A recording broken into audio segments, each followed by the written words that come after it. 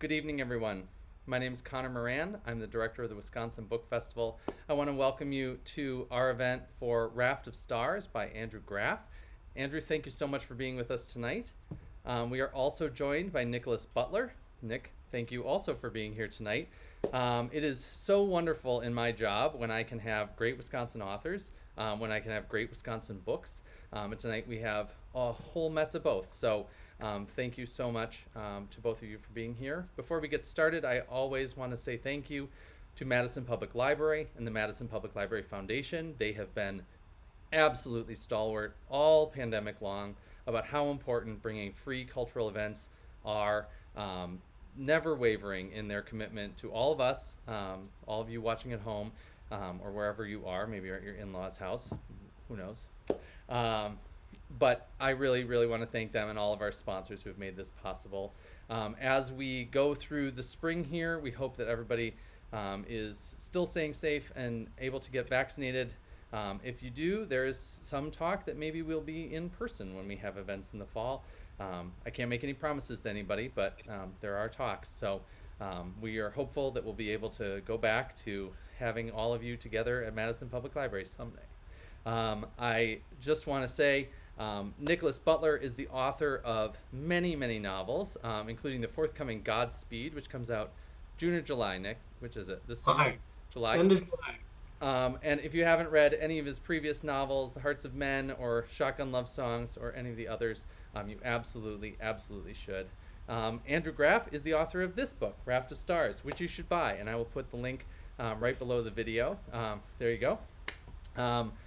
Nights like this are possible because of the great work that Andrew has done, and then also the great work you do when you support a local bookstore and buy this book so that he can write more books for us. Gentlemen, have a great conversation. I'll see you at the end. Thanks, Connor. Andy, I want to say congratulations, man. You know, we were talking a little bit just before we sort of went live, but you only get to launch your first book once. And one thing that I thought maybe we should do before we start talking about the book is that I think maybe like when you imagine your first reading to promote your first book, you're looking at a room of people that maybe you want to thank, because I know you're married and you've got a family. And so I thought maybe I'd give you an opportunity to just sort of address the people who might be watching tonight who helped you on your ride to get you to this day. Yeah, thanks, Nick, and thanks so much for doing this tonight. I think when I did imagine, and who doesn't, launching my first book, it wasn't at the Wisconsin Book Festival. You know, it was like it was me standing on a curb somewhere. So this is wonderful. Thank you, Madison Public Library. Thank you, Connor. Thank you, Nick. Thank you to the Book Festival. So I definitely want to thank Echo Books, who have been wonderful, and Helen, Miriam, Megan, and Sonia at HarperCollins and Echo. And I also want to definitely thank Janet and Maggie over at Avitas.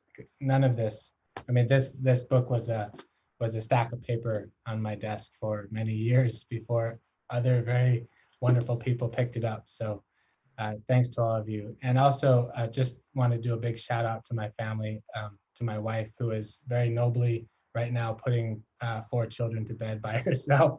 So, you know, she's been married to a guy who's been trying to be a writer for some time. So this is a great moment for us. Yeah, I bet it is. It's awesome.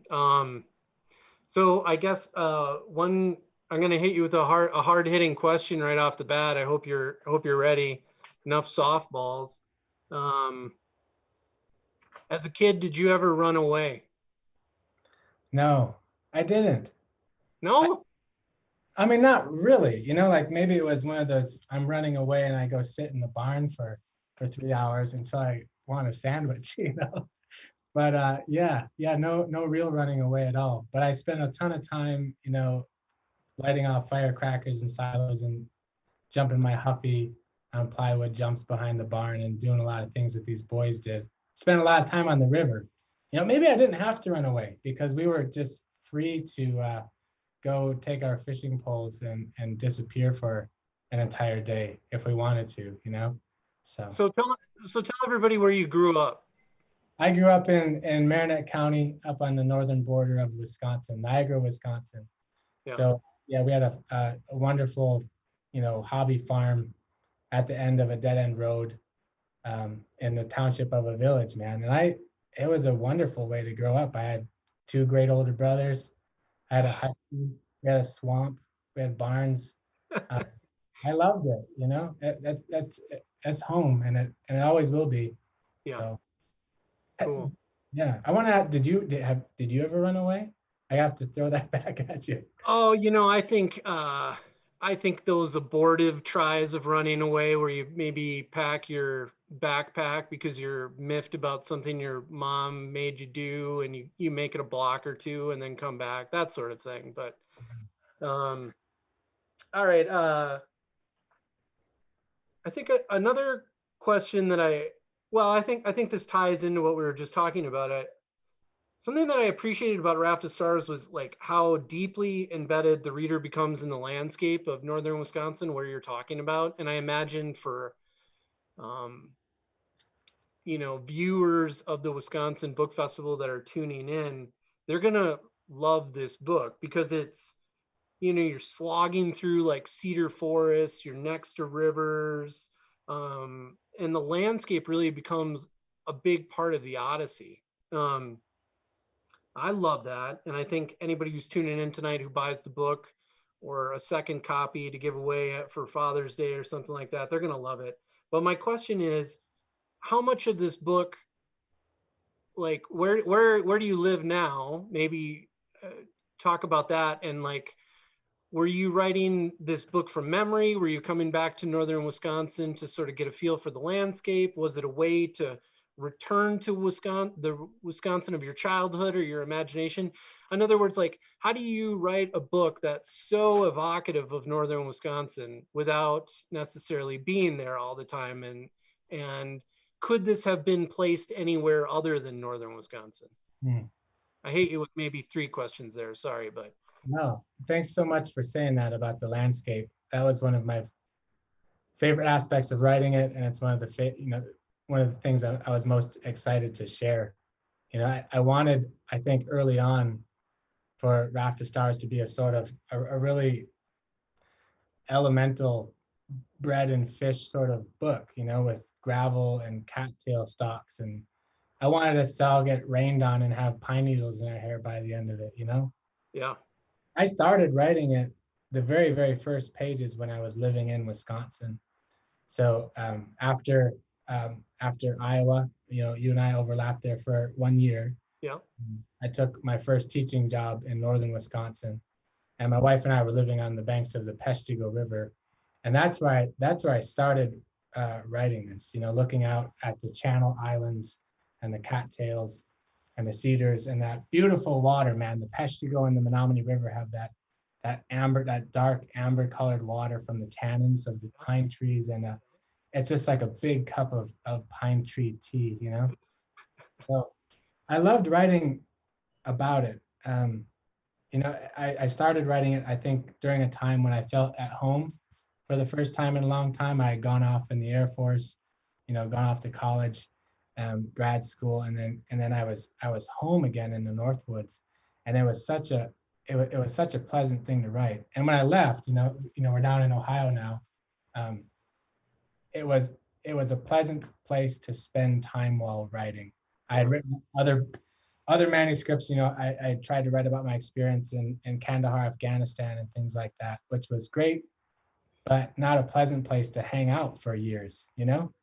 Whereas with Raft of Stars, man, I just got to go like put my feet in the water again. So a lot of that was from memory, but that memory is baked in. Yeah, it really comes through. I mean, it's I don't know if a person could truly say that part of the world is like, it's not necessarily wilderness, but it is wild. But even though that landscape is wild, you sort of feel like, well, there's a quality of danger because these 2 boys are just that. They're young boys. But there's also an element that I just loved about it, that I didn't feel a danger. I felt like the same feeling I feel when I visit Copper Falls State Park or friends who live up in that part of the world. Just that, like, that forest is really a magical place to set a book. So Yeah, yeah, yeah. It's lovely, you know. And I grew up right on the border of the Upper Peninsula of Michigan, on the Menominee River, and yeah, yeah. You can get lost up there, and it is a unique landscape. Those nice the granite bluffs sticking out everywhere. You know, I grew up in Niagara, Wisconsin. That town with. Have you ever driven through it? I, Small town. I think so, because Beautiful outside. Yeah. yeah, you and I have talked about it. Like, my grandparents are just not that far from where you grew up in the UP. So Nice. Yeah. Yeah. It's a wonderful place. So I love visiting there, and like I said, it was nice to just wander through the woods again. You know, nowadays to get forest, there's some beautiful trails and things in Central Ohio that I like to walk. But I've also been spending time down in West Virginia during the summers on some of those whitewater rivers, which is great. And I see a lot of parallels between Appalachia and the Northwoods of Wisconsin, like a really similar sort of people, similar landscape. You know, the hills aren't quite as big yeah. in the UP, but you've got paper instead of coal, same sort of small towns. It's nice. Yeah. So I guess I hadn't planned on asking you about this, but since you've sort of taken us to your hometown, I wonder about your path as a writer, your beginnings as a writer. Was it has this always been in your life? Did you grow up in a family where you were surrounded by books and readers? Did you have some teacher that helped push you kind of into this path? Can you talk a little bit about that, maybe? Yeah. Yeah. We were always readers, heavy readers, and I was too. And I think I was even more than that, like a chronic daydreamer, just a space cadet, man. And I still am. I'll find like a head of lettuce that I bought at the grocery store up by the coffee mugs a day later.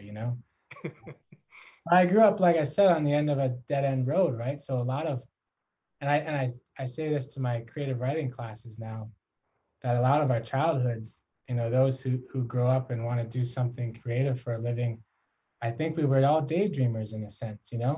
Like a lot of my childhood play looked like me sitting in the barn by myself in the corner, just, staring, imagining some great battle I was going to have with the hay bales or something. So that stuck. I was always a reader, but I didn't take writing seriously until after the Air Force. And I came home and I was in Appleton, Wisconsin, going to Lawrence University. And that's where I met like some awesome profs. Hello, David. He may very well be here, who said, yeah, I think, you can do this if you keep at it. And that's where it began for me. Were you writing fiction at that time? I was writing a little bit. I was just trying whatever, well, yes, all of it. You know what I mean? I was so hungry to be an English major at that point. I came home from the war and I was going to Fox Valley Technical College to be like a paramedic, which was really cool until I got into the back of an ambulance and had to touch people and say, this is not for me. I don't have the makeup for it. I'm thankful that there are people out there who are made for that. Right. But yeah, when I got to Lawrence, that's when I knew I wanted to be an English major and I wanted to read everything they could give me. And I was just around really great people. So I was writing poetry, I was writing fiction, and I was writing nonfiction. But the fiction became really interesting to me. And that's when I started working on that first manuscript about my time in Afghanistan. Yeah. I kind of had a finished draft of that by the time I was a senior, and I brought that with me to Iowa. So okay. Yeah, it pretty quickly narrowed to fiction, and maybe that has to do with that childhood of like staring and imagining. I like the freedom of being able to make stuff up rather than just yeah, get it right. Yeah. Yeah. So what was the time? How long between Lawrence and Iowa? No time. That I went straight there. Yeah. Okay. So Yeah. I think one thing, I think a lot of people are really curious, readers are curious about the Iowa Writers Workshop. And I wondered, um, like, would you talk about what your experience was there? Who did you study with? Was it helpful to you? Did it crush your confidence in your soul? That sort of thing. Yeah, no, I'd love to. I would love to hear your answers to that too, if you have any great workshop stories to tell. But in general, those were two of the best years of my entire life. You know, I knew exactly what I wanted to be doing. I wanted to be writing. I was newly married. You know, my wife Heidi and I got to move down to this small apartment that was right across from the Dye House. Okay, let me interrupt you for 1 second. Yeah. When do you remember when you got the news that you'd been admitted to Iowa? Oh yeah, yeah. What was that like? How you must have freaked out. Beautiful experience. I did freak out. Yeah, I was walking to my apartment in Appleton, Wisconsin from Lawrence University. And I remember walking down the brick alley, and it was snowing because it was, I don't know, what would it have been like March, maybe, April, when you get those phone calls, so definitely still snowing in Wisconsin, right? And it was Sam Chang. He called me up and offered a fellowship. And I actually think she said, we like your work. Do you have more? Like, can you send more? As they were kind of like, maybe, I don't know if they were sorting out fellowships or who knows why. But I remember my answer to her was like, yes, I do. Oh yeah, absolutely. Right. And I think I talked to my professor and mentor, David McGlynn, and I'm like, man, like Sam Chang wants more, He's like, give her more. Yeah. So, yeah, I very quickly gathered the best of that manuscript that I did have finished. I was piecing it together. Yeah. That was an exciting time, to like what a blessing that place was, the opportunities and the opportunities to sit in classrooms with people like Marilyn Robinson, and just write down everything she said, James McPherson, right? Paul Harding, and I remember I was in Paul Harding's seminar class the day he won the Pulitzer for Tinkers, which was just bonkers, right? It was so much fun. I think we were supposed to talk about Henry James that day in class, and we didn't. We just all kind of stared at Paul and just, absorbed the beautiful moment. So that was a great time. It was a great time. So you moved down there with your wife. I interrupted where you said you were gonna live, but did you have kids? Were there kids at that time? No. No. It was just the two of us and a grad school stipend and a small apartment with radiators and a goldfish tank with two goldfish. It was a wonderful 2 years. We just had wonderful friends there, and we played a ton of softball. You certainly must remember the poet versus fiction writer softball games, right? At Iowa. My classes are 2-0. We didn't. I think we were like the first class in a long time to really kick poet ass consistently. Yeah. I always tell people, like, if you want to watch some really serious and poorly played softball, like, man, go watch the Poets versus Writers, right? Yeah. That was so much fun. Yeah, it was a beautiful time. So I'm thankful for every bit of that. Who was your first teacher there? James Allen McPherson. Yeah. Yep. Yeah. How about you? Jim was mine too. Yeah. And I always tell people, learning from him is a little bit like learning from Yoda or something. He doesn't say a whole lot. Yeah. You kind of got to lean in there and listen. But if you're listening, you'll pick up plenty. Yeah. Yeah, he was a beautiful guy. I read your post a while back about James Allen McPherson and crab cakes, right? Yeah. Yeah, I love that because I could hear him again. I could hear his voice. I could see him sitting on the front porch of the house, Yeah. Between or after classes. Yeah, those were amazing opportunities, Yeah. And I would say too, there was certainly never any, like blood on the workshop floor, you asked about the spirit of the place. Was it encouraging or not? Yeah. It was always purely encouraging to me. I've never actually experienced that sort of workshop. I know people say they have. Yeah. And that sounds so horrible to me. You know, my experience as an undergrad and in grad school, and in the workshops I try to teach now, I'm like, there is no reason that we should do this with anything but kindness and Well, you know, you yeah. know, No, try I to. agree. I mean, it's an incredibly vulnerable space, and the idea that someone would go in with an agenda to eviscerate somebody emotionally is, I mean, you could see how you'd never get over that. Yeah. But I think there were I had a few moments in workshops where I didn't feel like what was happening was super productive, uh, if that makes sense.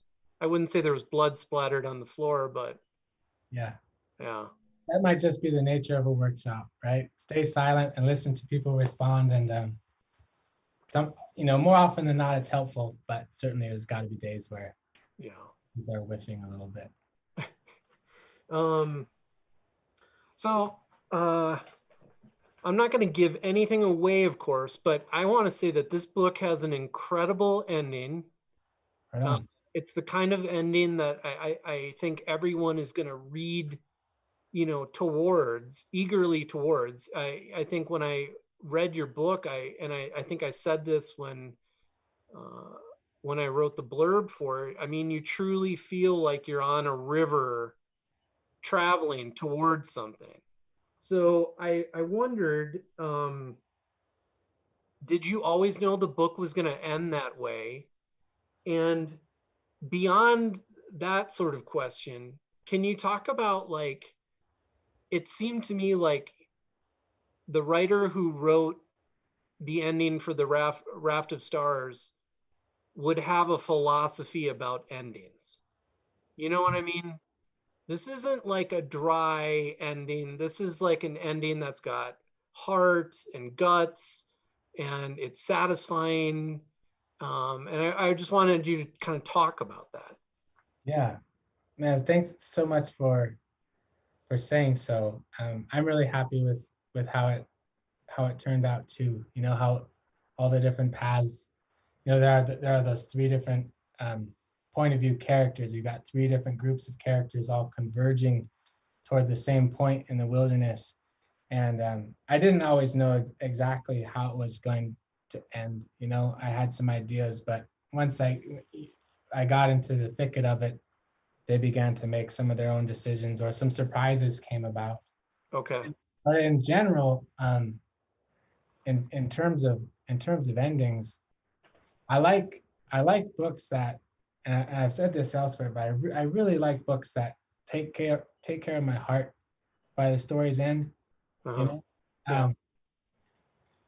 I think I used to think that if art or writing or whatever was moody, gloomy, purely, right, then you were being real. You know, then you were enlightened, right?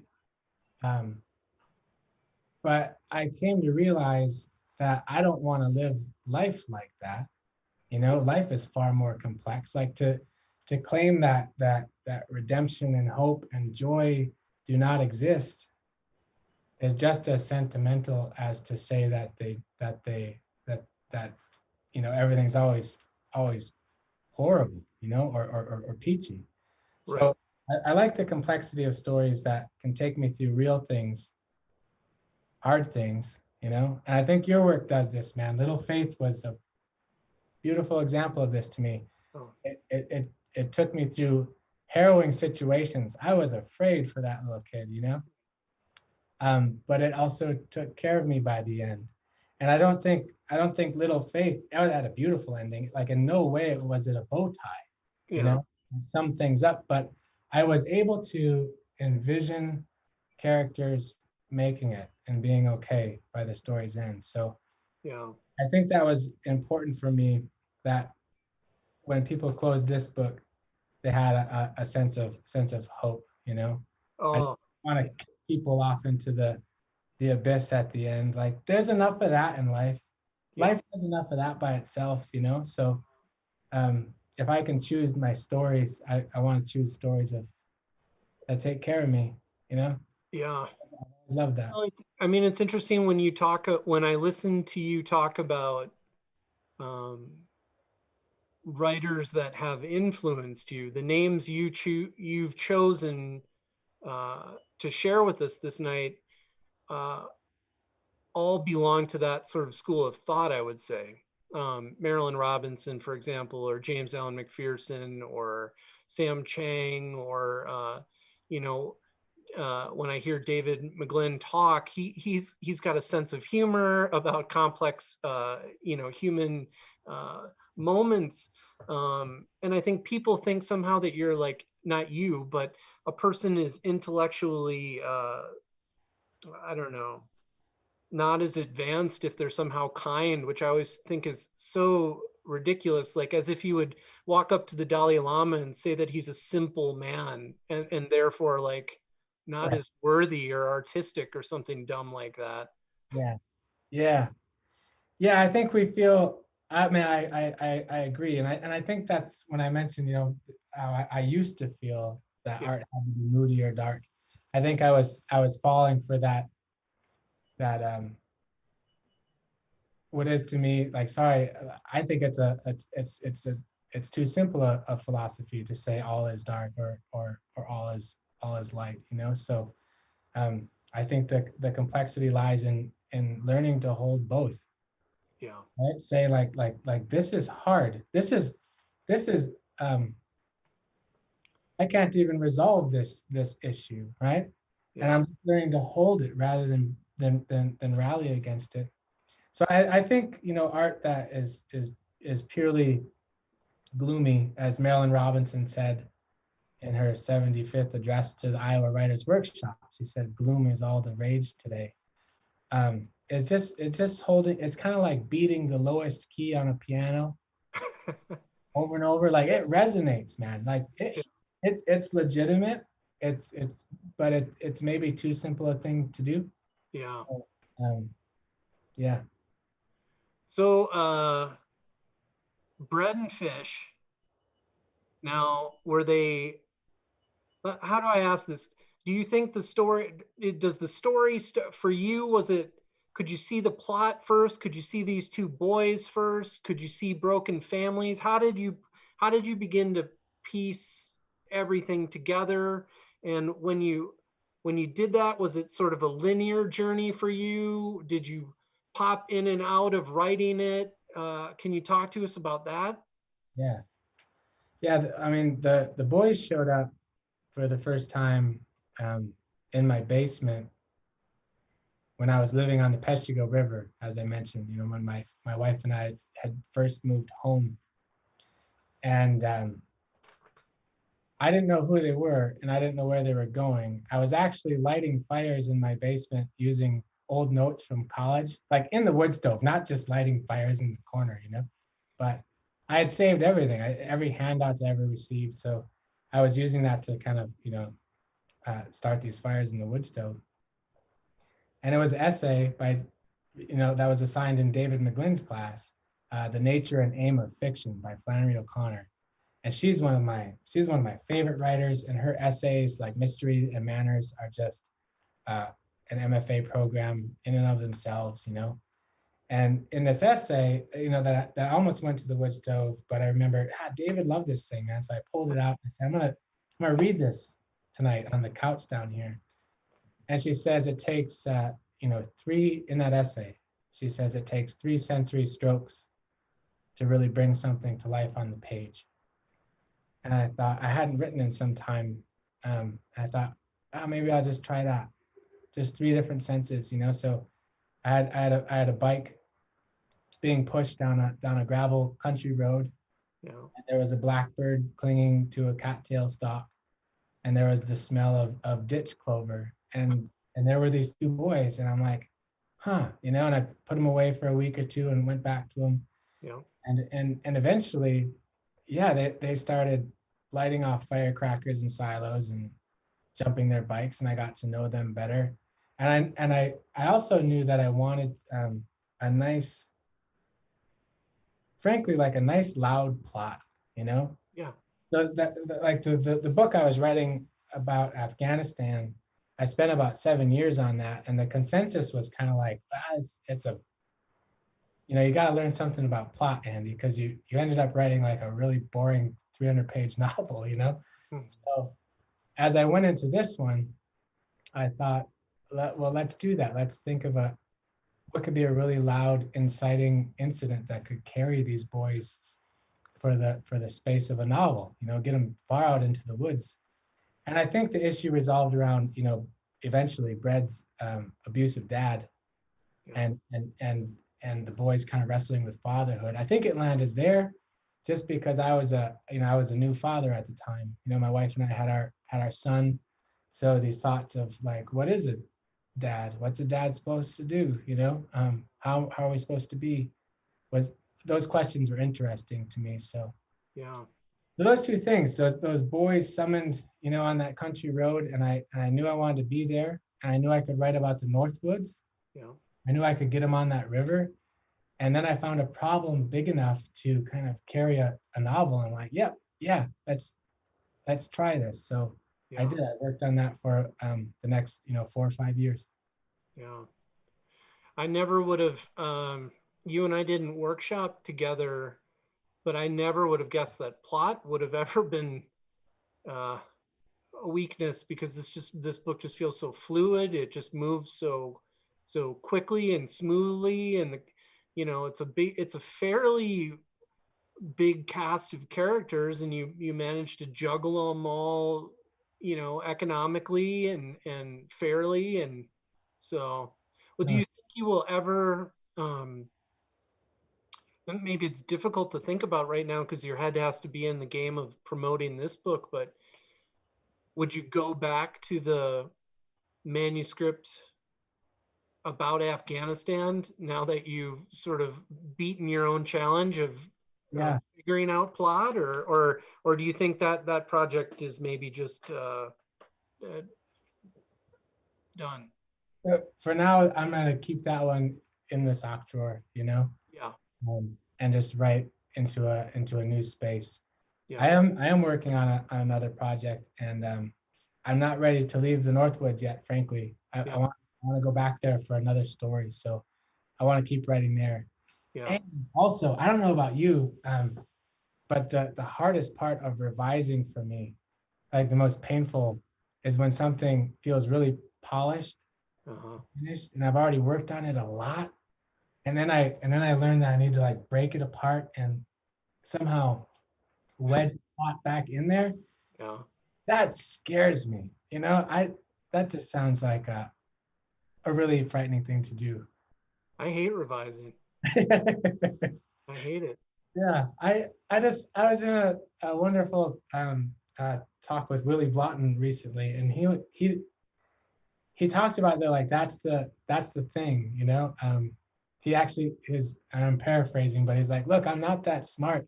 I'm just tenacious, man. I just revise and revise and revise and revise, and that's how I get to write novels. And I'm like, yeah, that is the answer, isn't it? Even though it's really hard to do. Yeah.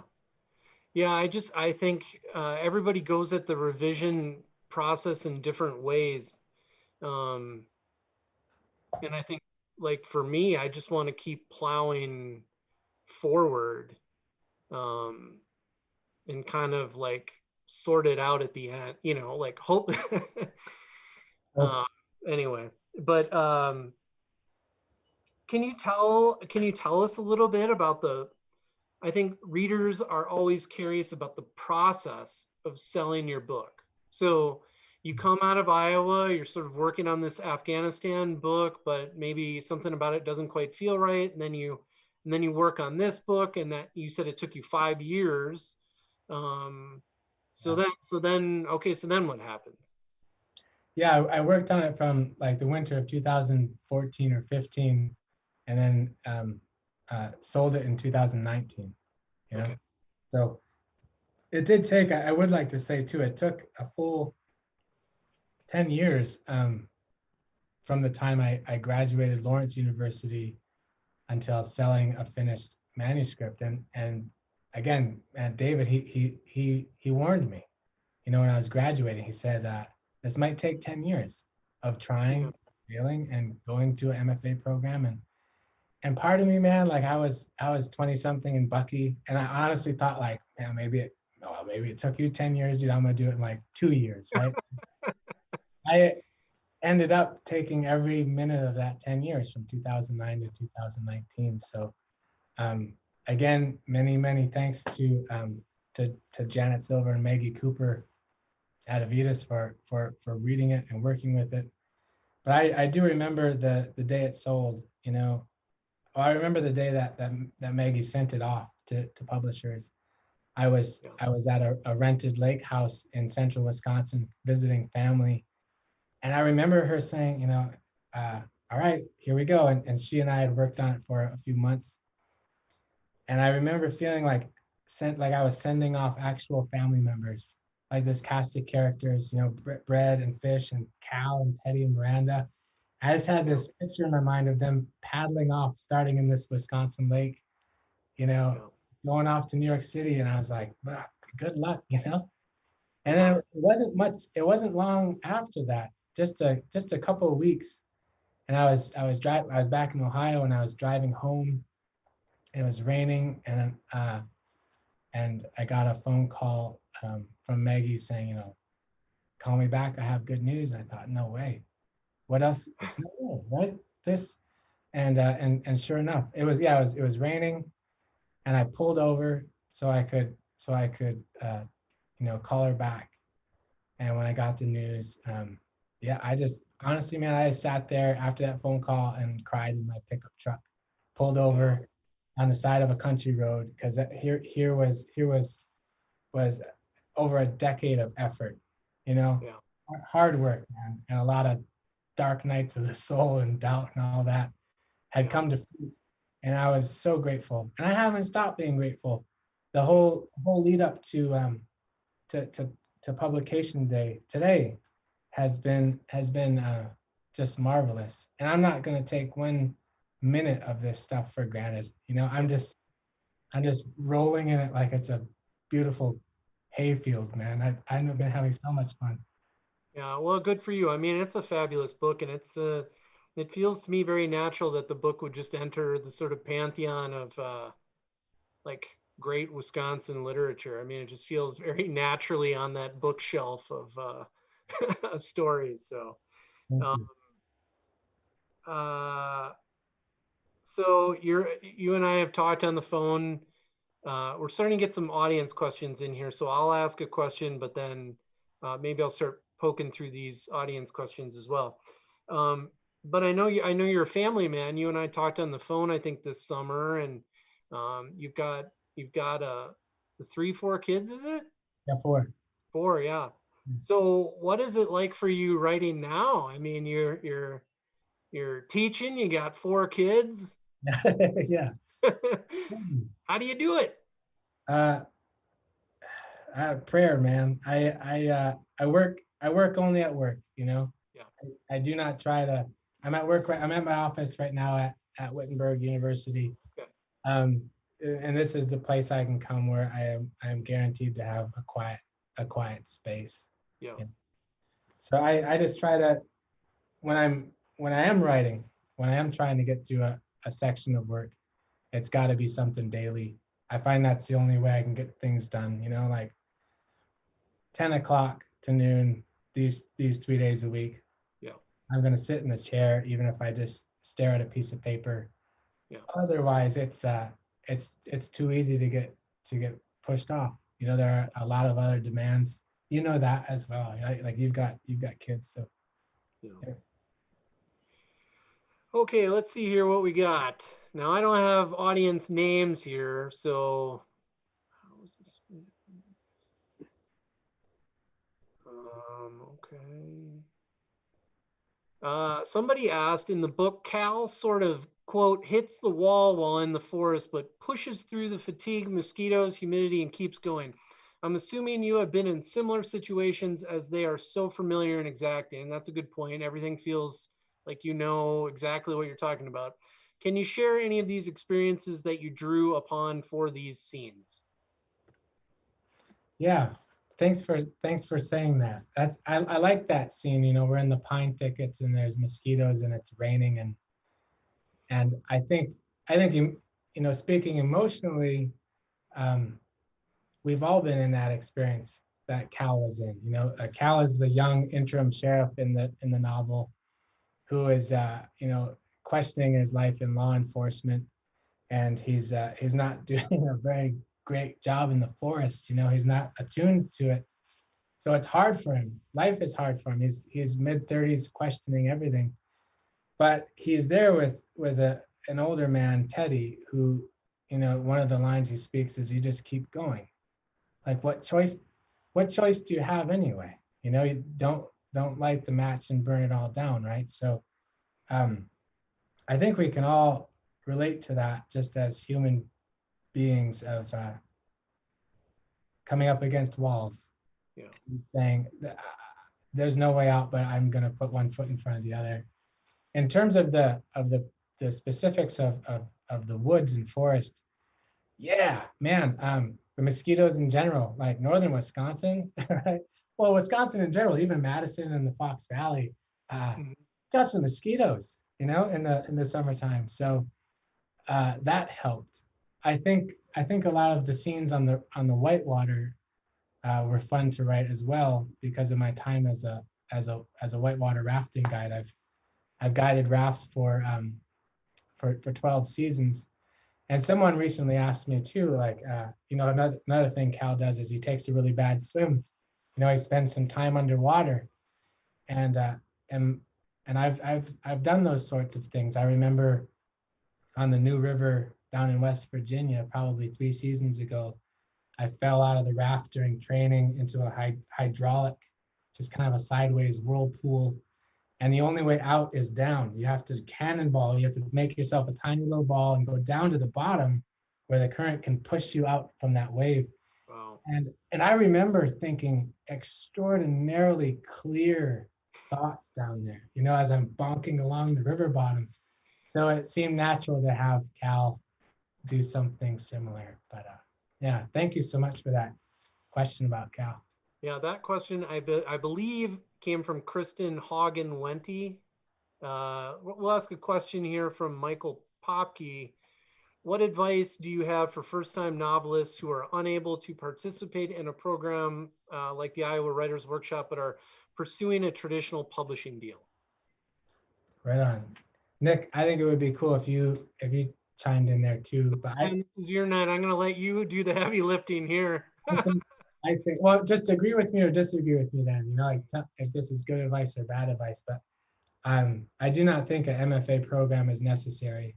No, I totally agree with you. I totally Yeah, agree. I think what the MFA program does is it gives you space. Like, that's a boon. You have this wide open space to write. Yeah. You also have good mentors. You have those good teachers. But if a person is committed to creating that space in their life, and you can, in the same way you say to yourself, I got to take up jogging again, so you put the shoes by the door and you go out at a certain time. I think you can do the same thing with your writing. Yeah. And you can also find mentors. There are so many wonderful writing groups, even online. So many small workshops and classes, Yeah. and frankly, so many wonderful books. Right? I mentioned Mystery and Manners by Flannery O'Connor. That is wonderful writing advice in there. And another one I'm rereading just this week is Bird by Bird by Anne. That one is. I think it's so good at showing the writing life for what it is, and providing practical advice too. So yeah, if you want it and you want it long enough and you stick with it long enough, right? I think was it Michael Perry who compared writing to like mucking out a cow stable. He's like, you just keep shoveling and don't stop, and eventually you'll have a pile. That sounds like Mike. He's such a good guy. Okay, where would I see one here? Okay, so Pam Gardow I believe that's Pam of Eau Claire even, said, I love audiobooks and I just downloaded the audio version of Raft of Stars. Can you talk about the process of making the audio of your novel? Did you have input? How was the narrator selected? Have you listened to the audio yet? She hit you with about 4 questions there. So Yeah, I was really excited to learn that Raft of Stars was going to um, be made into an audiobook. So thank you, first off, for downloading it. That's wonderful. I hope you love it. And I did have some input into it. Echo gave me a selection of different voice actors and said, listen to some samples. And the actor who ended up reading it, Lincoln Hope, I just thought his voice was this a ready-made fit. I said, yep, that's my number one choice. And they said, well, we'll ask him. And he was available. cool. And he did it. And I have listened to samples of it. I have not had a chance to listen to the whole thing, but I love seeing what he's done with it. It's really fun to hear. Yeah. I've never listened to any of the audiobooks of my books because I'm always afraid, like, how do you do that? You know, like say you're in your office right now and you want to listen to it, but then like a colleague knocks on your door and you're in your office listening to your own audiobook. Or like Yeah. I'm in traffic and I think I can listen to it there because it's private, but then like some high school buddy of mine pulls up in a giant truck next to me and is like, what asshole listens to his own audiobook, you know? Yeah, I get it. That's funny. Yeah, you'd have to take like a long, lonely road trip There you go. at nighttime. Yeah. Yeah. Plug in. Yeah. Let's see here. I don't know if well, you handle this how you want. We got a question from Brandon who said, how have you balanced writing shorter essays and stories with longer projects? Do you focus on one at a time or can you work on both concurrently? I haven't heard you talk about writing essays or short stories during this evening, but maybe you're doing that. I don't know. Yeah, I definitely only work on one thing at a time. You know, I like to focus on it until it's done. And that doesn't mean that I'll take like a 5-year break from ever trying to write an essay or a short story. But it for me it has definitely meant when I need to write an essay, I'm going to focus on that for these 2 weeks or these 3 weeks only. And the novel's going to get pushed aside or whatever other project I'm working on. But yeah, I just wrote a short essay for Lit Hub about some connections between whitewater rivers and writing or art in general. And that was really fun to write. You know, it was a way to just kind of clear my desk and say, I just want to work on that for a while. Yeah. So, yeah, but only one thing at a time. I'm definitely not the type who can go back and forth very easily. I think it comes down to the dailiness of being in the lives of characters like Cal and Tiffany on a regular basis for several weeks at a time is what allows them to begin making their own choices. It helps me know them better. Yeah. Okay, we got a little break from reader questions here. So this is just a question I'm just asking to everybody sort of in my life now as we edge closer to getting people vaccinated. But how was your 2020? How are you doing now? Yeah, I don't know how to ask it other than that. I mean, we've just been through sort of a historic time and now you're launching a book and like what is all of that like, you know? And yeah, I know it's a kind of a little bit of a vague question, but in some ways it feels like the most important question to me. Like, does that make sense? No, it definitely does. What a year, huh? You know. So we're doing well. We really are. We're doing well on the flip side of it, and I'll there were all kinds of struggles. You know, young kids, choices about school. Yeah. and you know, some of our kids are really young, so their lives didn't change too much, other than they couldn't go to the public splash pad in the library anymore, you know. Yeah. But we're through the other side, and I will say, personally, I was really thankful, like deeply thankful for the lead up to publication of Raft of Stars. You know, all of the copy editing and the drafts and the decisions, and then you know, just the lead up to it. It's been a wonderful bright spot in an otherwise really hard year that every week or so some bit of good news would come through, or there was some new interview that I could focus on, and it was such a positive thing. So I'm beyond grateful again to Echo for having that. It was a nice lifeline that I could say, Right. you know, when gosh, you know, and yeah, it was a tough year, but it was for me a nice lifeline that I could hang on to and look to from time to time. Yeah. Yeah. So, you know, a pretty cliche question to ask a writer is, you know, who are your literary influences, blah, blah, blah. But I thought I'll put it a different way. Say I give you $100 or $120 to go into a bookstore, and you got to come out with 5 books that define who you are as a writer. You come out of the bookstore with? Man, I've mentioned it twice already, so I'll mention it a third time. Definitely Flannery O'Connor, the complete short stories, and Mystery and Manners. I also really love the writing of Eudora Welty and Catherine Mansfield. Marilyn Robinson is a huge one, and I'm naming people that I can't write like them, but they're inspiring to me. You know, I love Marilyn Robinson's books so much. I could never pretend to. It would be very unwise for me to say I want to try to write like Marilyn Robinson. You know. Sure.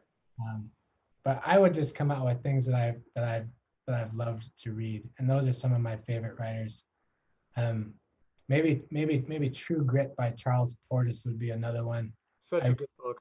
Yeah, I really love books with strong voices. Yeah. When I can really get into the head of a character based on what they see and how they see it. And I think Eudora Welty, you know, has a really strong voice. Charles Portis has an awesome voice, and that character Maddie, she's so fun to just spend time with and also think about other people. It's hilarious and exciting, you know. Yeah. Those are a few that I would come out with for sure. Let's see here. We have any other reader questions before we run out of time here? Let's see here. Here we go. Here's a good one. Will you be up north to literally launch a raft this spring? Man, I hope so. I don't know if it'll be this spring. You know, I'm busy teaching, but as you mentioned, with the vaccinations going so much better, and you know, people hoping to meet by fall. If I can't make it there this spring, I'm gonna go rafting in October up there. You know, for sure. Cool. What else? What other questions do I have? Whoever asked that question, if you do have a boat, like a raft, and you're going rafting, like feel free to reach out, because if I am there, I'll hop in with it. You know, I'd love to. I don't know. Maybe we'll hear from the moderator who asked that question, or he can pass that on. I can't see it right in front of me, but for everybody, always feel free to reach out to me through my website, andrewjgraff.com. There you go. Place to go to reach out to me or see what's new and what's shaking. And you're on Instagram. You're a fun follow on Instagram. What's your handle there? AndrewJGraff _. Yeah. Okay. I'm new to Instagram, man. I've been rocking a flip phone for like a decade, you know. And I upgraded maybe a year and a half ago or so, and it's been a new adventure. Okay, hold on here.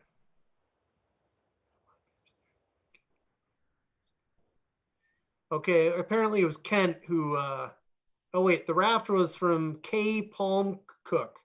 You know K? Sounds good. Okay.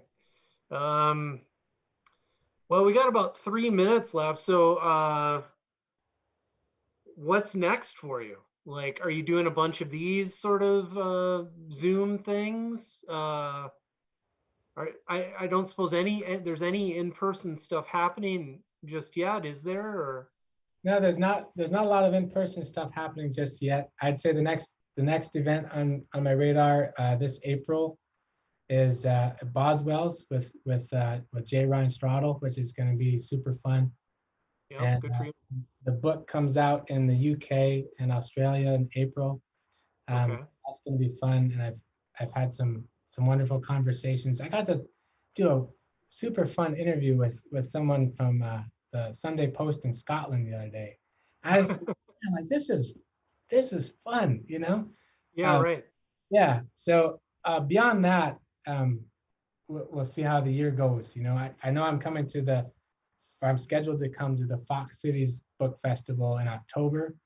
And man, I hope that's all in person because I would love to visit. And I would love to also visit Lawrence University at that Yeah. time in person. That would be super special for me. So Yeah. That's a great book festival. And yeah, I mean, I bet your alma mater's really excited about getting you back for a reading. yeah, that's going to be a lot of fun. They released a really beautiful article today about the book and my time at Lawrence. And today has been a wonderful day. You know, I woke up knowing I was going to launch my debut novel after years of work. And not long after, I read a review of it in the New York Times book review that made me just cry in my kitchen, man. And then my alma mater releases this beautiful article. So Yeah. I just had to go walk in the forest today. It's kind of like listening to an audiobook, your own, right? I want to go cry by myself. So I went out to the woods, man. It's good. Yeah, good. So what's your family think about all this? I mean, is it just like you've been married for a long time and I know that like if you're well, I'll just speak for myself. I know I wouldn't be where I was without my wife and her support. So what has it been like for you and in your marriage getting to this day? And what does your wife think about it? Do your kids understand that their dad's like experiencing a literary moment right now? I think so. I mean, our oldest is 8. You know, he gets it. You know, and he's heard all the conversations leading to it. And man, I'm thankful for Heidi. You know, Yeah. like I said, she's been married to a guy who's trying to become right a novelist for years. Yeah. That hasn't been easy at No. all. You know, and we have 4 kids. That hasn't been easy at all times. Right. But it's also been really beautiful and really joyful. And this has just been a reason to celebrate. You know, I'm thankful for her. She's proud of me. That feels good. I owe her a vacation so badly. So Yeah. hopefully again, you know, see how the summer goes with COVID. But yeah, it's gonna be fun to officially uh, drop the kids off at grandparents. You know, I don't know if my in-laws are watching tonight. Yeah, that's our plan anyways. Yeah. Just get away with her, you know. Yeah. Yeah, it's gonna be good. Get ready, in-laws. You're babysitting. So I'm saying, yeah, yeah. Yeah. Well, I just want to say that this is a truly a fantastic book. It's great now. I think, I was sort of joking about it before, but I mean, buy 2 copies. It'd be a great gift for Father's Day, which is not that far off, and just a great, we're here because of the Wisconsin Book Festival, and this is a book that's just going to naturally slip into, truly like the pantheon of Wisconsin literature. It's going to be one of those books that you're going to find at people's cabins in northern Wisconsin. And it's really my pleasure to talk to you and congratulations on your day. And yeah, I don't see any more questions coming in. So good luck with the next thing. That's a beautiful thought to close on, the idea of it in someone's cabin up north. So thank you, Nick, and thank you again to the Wisconsin Book Festival. Thank you, Echo, and thank you everyone watching, and everyone who will read the book. It's been wonderful, and I'm deeply thankful. Well, thank you, gentlemen. That was a lovely conversation.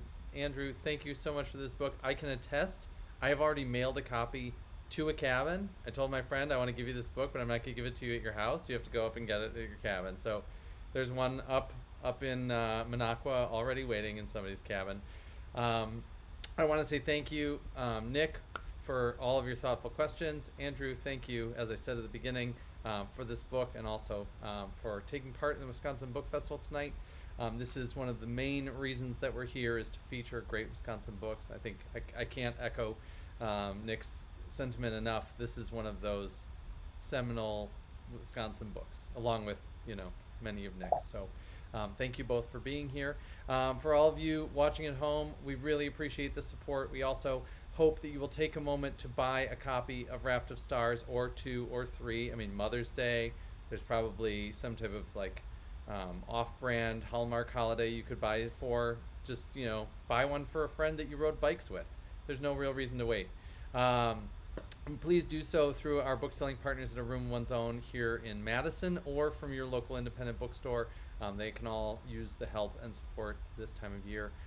We will be back on Tuesday next week with Brian Alexander's The Hospital. We also have many, many, many more wonderful literary fiction events and poetry events coming up in April. So look for events with Ahmad Johnson, John Murillo, Jesse Lee Kirchhoff, Mark Wunderlich, and Ocean Vuong coming up in April. We're really, really excited about our spring lineup, and crazy things coming in May that I haven't announced yet, but please check wisconsinbookfestival.org for a number of highlight events later in the spring. Thanks, everybody, and have a wonderful, wonderful night.